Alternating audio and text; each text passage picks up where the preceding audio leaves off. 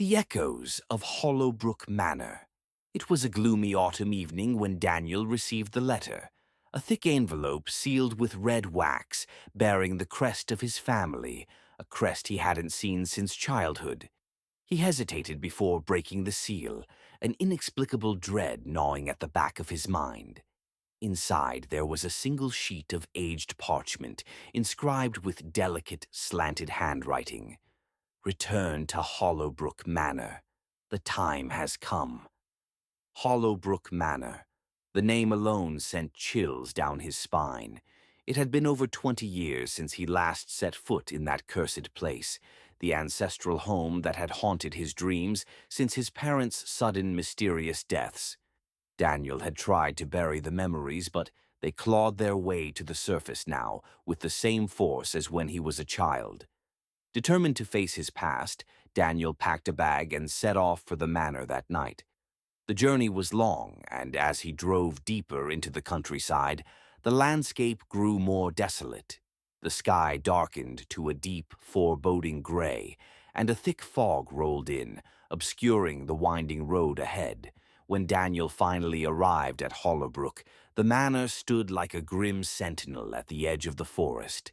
Its tall, blackened towers reached toward the sky, and its windows, like empty eyes, stared out into the night.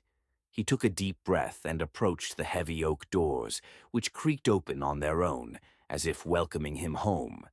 Inside, the air was stale, thick with the scent of decay.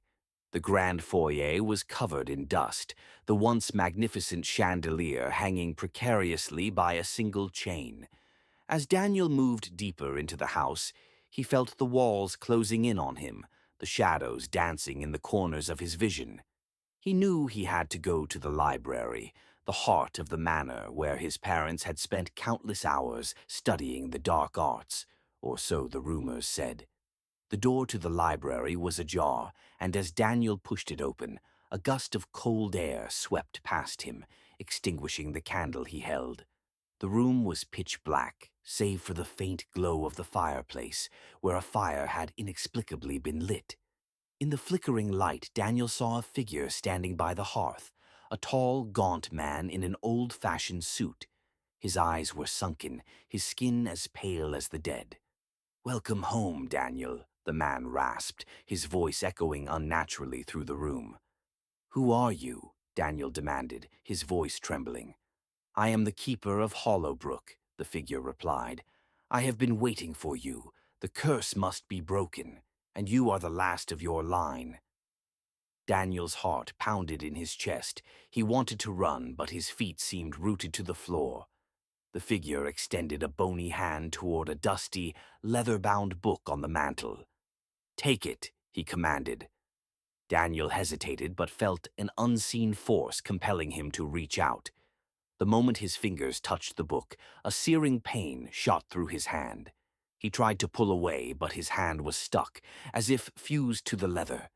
The room began to spin, the shadows growing taller, darker, until they engulfed him entirely.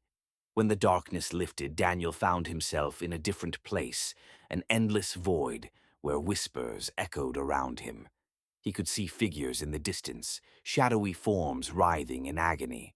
His parents were among them, their faces contorted in eternal torment. "You must break the curse," a voice whispered in his ear, his mother's voice. "Release us, Daniel." Desperation surged through him.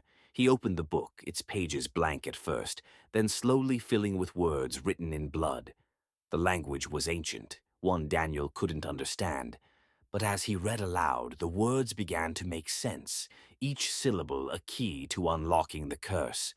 But with each word he spoke, the figures around him grew more frantic, their screams more intense. Daniel's mother reached out to him, her face twisted in horror. "Stop! You don't know what you're doing." But it was too late. The final word slipped from his lips, and the void shattered.